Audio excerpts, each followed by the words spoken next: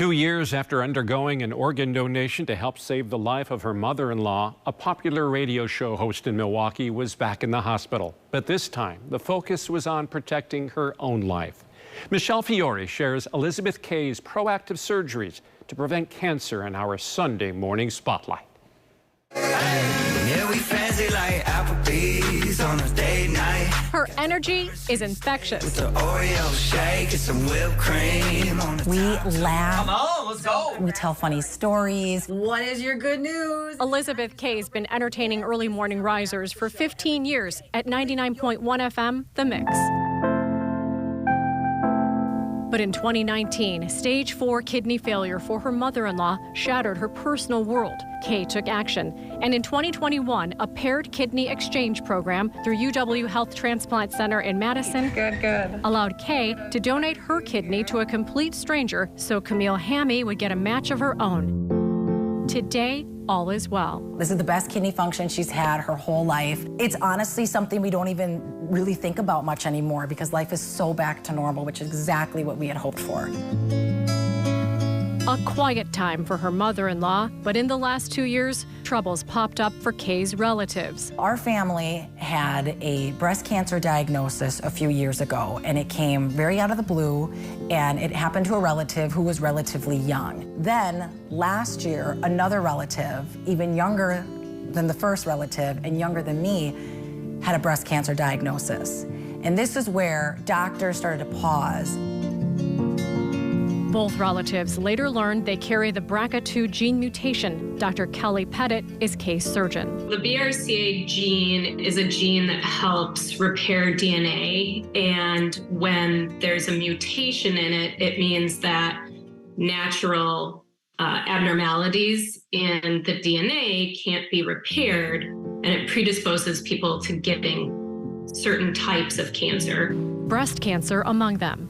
I was in the throes of watching a family member go through breast cancer, and that leaves an impression on you. So one by one, the women in Kay's family opted to get tested. At the moment, we aren't doing testing for everyone. Typically, people who have a family history of breast cancer, particularly young onset breast cancer, certain types of breast cancer like triple negative breast cancer, pancreatic cancer, ovarian or fallopian tube cancer, and same thing applies with prostate cancer, where aggressive, young onset, or multiple family members with those types of cancers. When the relative that had breast cancer called and told me about this, I didn't even know how to write it on the paper. I didn't know what I was writing down. BRACKA, what is BRCA? I knew nothing about this. I just know that I didn't want breast cancer.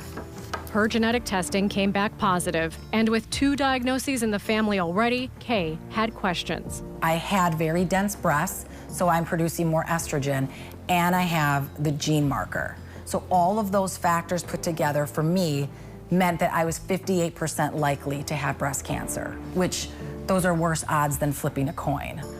When I looked at the option of not doing the preventative surgeries, all I kept thinking about was, if I do get diagnosed with ovarian cancer or breast cancer, and I had this information, I would never forgive myself. One option would allow Kay to do nothing, just return for a checkup every 6 months. And mammograms and MRIs are very important, but as one of my sisters reminded me, they don't prevent cancer. They just tell you if you have it.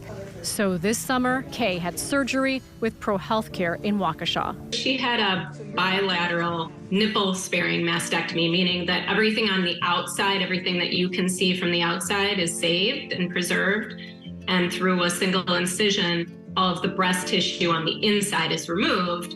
And then right at that same time, we involve plastic surgery to do reconstruction. It's my favorite operation because I can actually prevent somebody from getting breast cancer rather than treating them. 5 weeks post-op, Kay's doing well, thanking the many people who've helped her get this far. And she's grateful for family members who encouraged her to go public with her story in the hopes of helping others. My family is full of strong, independent women. They are fighters. I don't want what they went through to have been in vain, and that I would know this and then not do anything about it, because it puts everyone through so much.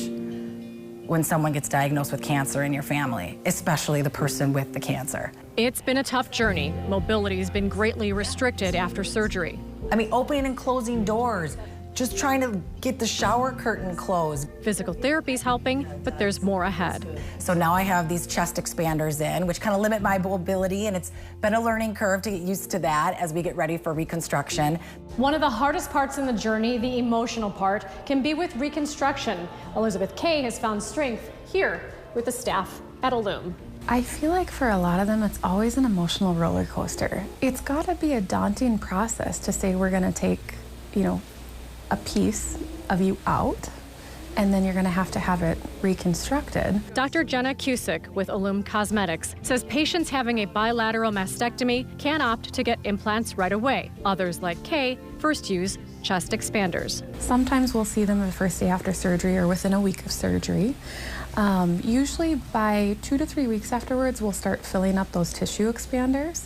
And then usually by about a month or a month and a half, they'll be full. In my hands, I get better results doing the tissue expander followed by an implant in a second stage because I have more control over the process doing it like that. Elizabeth and Radar on 99.1. Kay's reconstructive surgeries in October. At that time, she'll also have her fallopian tubes and ovaries removed. Another preventative step to significantly cut her cancer risk.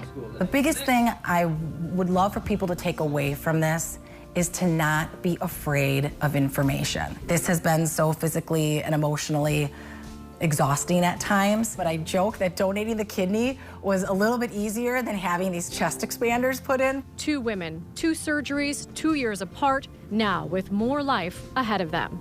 I just never thought I'd be in a position of trying to save my own life. And yes, it was hard, and it was physically hard and emotionally and mentally hard, but life is so exciting. I want to be here for a really long time.